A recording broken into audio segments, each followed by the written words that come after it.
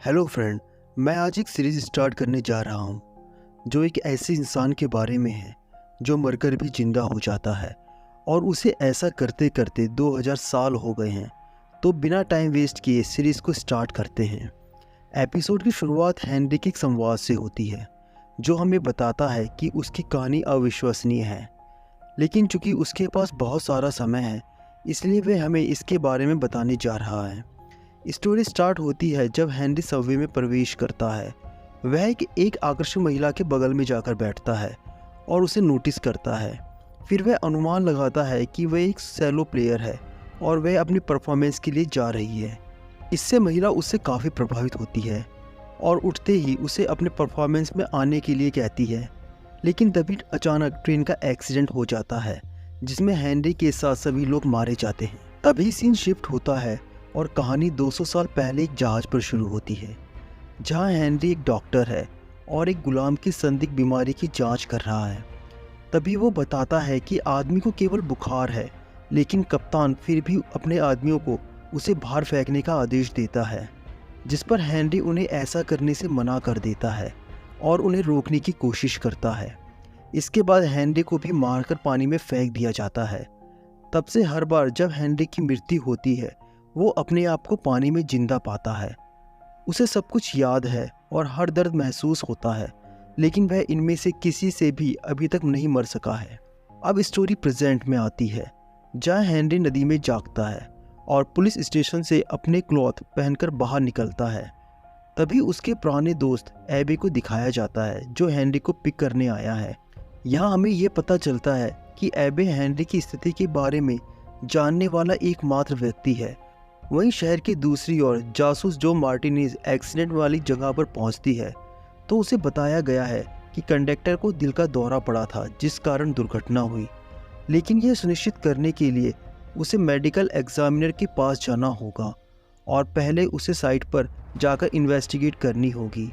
जब वो साइट पर पहुंचती है तो उसे वहां पर एक पुरानी घड़ी मिलती है जो हेनरी की होती है। फिर हमें हेनरी के बारे में बताया जाता है जो न्यूयॉर्क शहर में मेडिकल एग्जामिनर के रूप में काम करता है। और जब हेनरी कंडक्टर का एग्जामिनेशन शुरू करता है तो जो वहाँ पर आ जाती है और जब वो वेट कर रही होती है तो हेनरी उसकी रिंग फिंगर को देखता है और उसके पति के निधन पर संवेदना व्यक्त करता है। लेकिन इससे पहले कि वे और अधिक बात कर सके, हेनरी ने उसे बताया कि कंडक्टर को जहर देकर मारा गया था, मामले को दुर्घटना से हत्या में दिखाने के लिए। फिर हेनरी को एक अननोन व्यक्ति का फ़ोन आता है जो उससे पूछता है कि वह ट्रेन दुर्घटना में कैसे बच गया।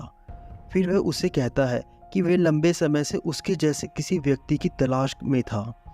हेनरी बात को चेंज करने की कोशिश करता है, लेकिन वह आदमी उससे कहता है कि वह जानता है कि वह क्या है और फ़ोन बंद कर देता है। इसके बाद हेनरी को अपने घर वापस भागते हुए दिखाया जाता है जहाँ पर हेनरी बहुत डरा हुआ होता है और एबी से कहता है कि उन्हें देश छोड़कर चले जाना चाहिए, लेकिन एबे ऐसा करने से मना कर देता है और उसे समझाता है कि उन्हें उस आदमी को पकड़ लेना चाहिए। हेनरी के डर का कारण उन जैसों पर 173 साल पहले से प्रयोग किए जा रहे हैं, जिस कारण हेनरी किसी भी अननोन लोगों पर विश्वास नहीं करता। इसके बाद हेनरी अपने ऑफिस लौटता है और उसके कलीग लुकस उसे किसी के द्वारा छोड़ा गया एक लिफाफा देता है और जब वह उस लिफाफे को खोलता है तो उसे मार्च 1955 में अपनी और अपनी पूर्व पत्नी अबीगेल की तस्वीर दिखाई देती है। फिर वह कंडक्टर का खून का नमूना लेता है। इसके बाद एबे उसी खून से उसे इंजेक्शन लगाता है जिसमें हेनरी की तुरंत डेथ हो जाती है और मौत से लौटने के बाद उन्हें कन्फर्म हो जाता है कि यह बहुत ही खतरनाक जहर है जो 1 मिनट में जान ले लेगा।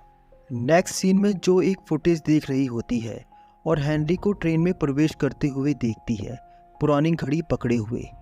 फिर वह उसे पूछताछ के लिए अंदर लाती है और हेनरी उसे बताता है कि कुछ भी होने से पहले वह बाहर निकल गया था। फिर वह उसे कहता है कि यदि वह हत्यारा होता तो वह कंडक्टर के जहर का खुलासा नहीं करता, जो उसके तर्क से सहमत होती है और उसे अभी के लिए रिहा कर देती है, लेकिन उसे मुख्य संदिग्ध के रूप में रखती है। हेनरी फिर अपने ऑफिस में आता है और वह और लुकस इंजेक्शन पॉइंट की खोज करते हैं जो उन्हें बॉडी के ईयर्स के पीछे मिल जाता है। इसी के साथ उन्हें वहाँ पर फिंगरप्रिंट्स भी मिलते हैं। हैंनरी जो को फिंगरप्रिंट देता है जो हॉर्न नामक एक व्यक्ति का होता है। फिर जो और हैंनरी हॉर्न के घर पहुंचते हैं जहां हॉर्न उन्हें मिल भी जाता है, लेकिन इससे पहले कि वह उसे गिरफ्तार कर पाते उसने जो पर जहर फेंक दिया और भाग गया। लेकिन वह घर की खोज जारी रखते हैं और उन्हें वहां पर मेट्रो स्टेशन का ब्लूप्रिंट मिलता है, जिससे हैंनरी को पता चलता है कि हॉर्न जहर को हवाई हमले के रूप में इस्तेमाल करने की कोशिश कर रहा है। इसलिए वह दौड़ते हुए स्टेशन पर पहुंचते हैं। जब हैंनरी और जो हॉर्न की तलाश पर छत पर जाते हैं तभी जो को पीछे से गोली लग जाती है।